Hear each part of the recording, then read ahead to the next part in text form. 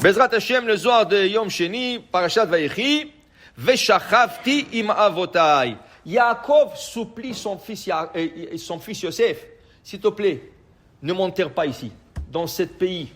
Il ne veut pas être enterré en Égypte. Il ne veut pas. Il veut que son fils l'emmène en Israël. Okay? Il y a beaucoup de gens aujourd'hui qui te disent, ils veulent être enterrés en Israël.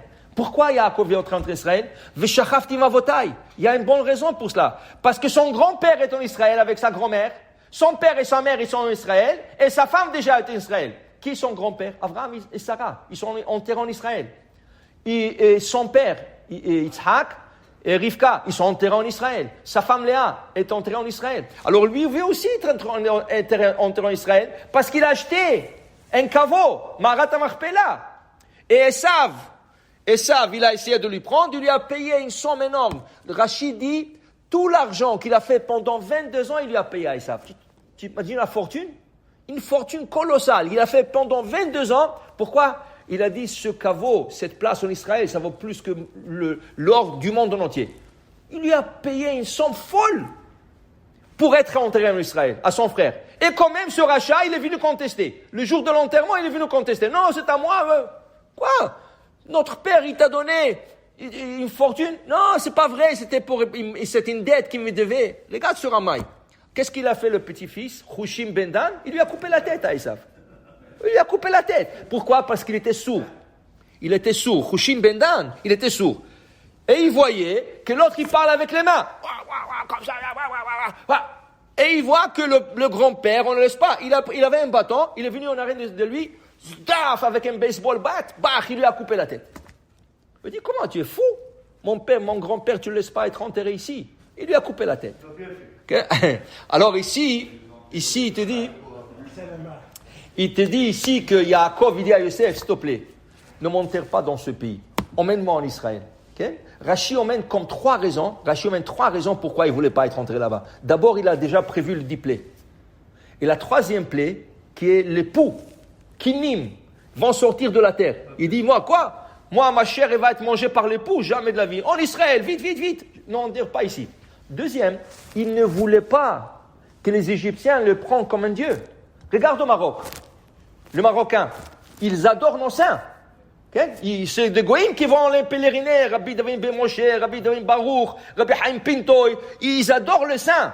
Okay? Rabbi Nissim Ben Nissim, tous ces goïms. Alors le goïm, alors Yaakov, il avait peur, les goïms vont me prendre comme un dieu, ils vont venir se prosterner ici. Et tout ça, il a dit non. Al-Natik Bereni Bemitzrayim, s'il te plaît, ne m'enterre pas ici, emmène-moi en Israël, je ne veux pas être enterré ici avec tout ce problème qu'il va avoir ici. Tu comprends? Et en plus de ça, à la fin, les Juifs vont sortir de l'Égypte. Alors quoi, son corps, il va rester seul en Égypte? Non, pas de question. S'il te plaît, emmène-moi en Israël. Okay? Il lui a supplié à son fils, il lui a fait jurer. Il dit, tu vas me jurer. Il dit, papa, jure. Tu me jures maintenant que tu vas m'emmener en Israël. Il lui a juré. Il dit, je t'emmène en Israël. Ça va, je t'emmène en Israël. Maintenant, dit le Zohar, il faut savoir une chose. Il dit, Rabbi Yehuda Patach Lamar, Achereshim Shemaou Vaevrim Abitu. Il dit, vous le sourd, ouvrez les oreilles.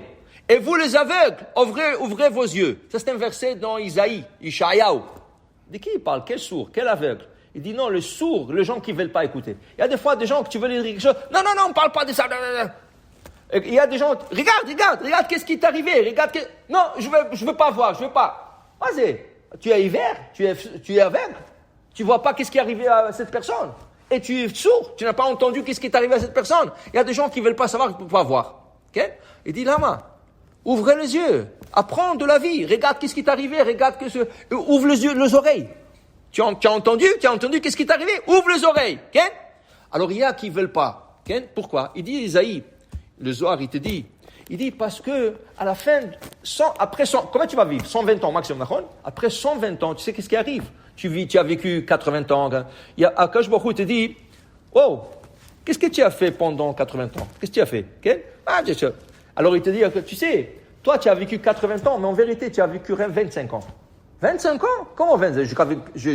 Il est décédé à 80 ans, comment 25 ans? Non!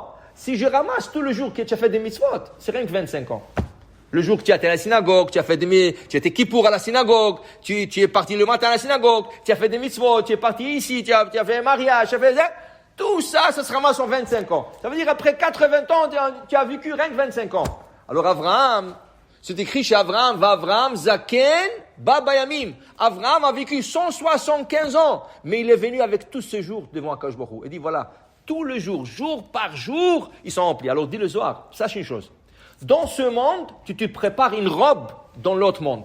Ça veut dire quand tu arrives dans l'autre monde, on te donne une robe. Voilà la robe que tu as préparée pendant toutes ces années.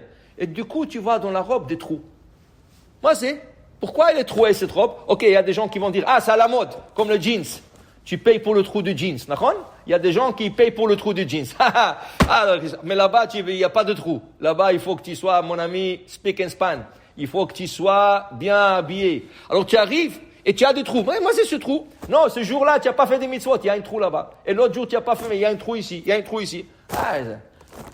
Prépare-toi une belle robe pour le monde futur, après 120 ans. Et dit, chaque jour, alors il dit le Zohar, mais sache une chose, même le jour que tu as manqué, quand tu vas faire tchouva, tous les trous vont se fermer.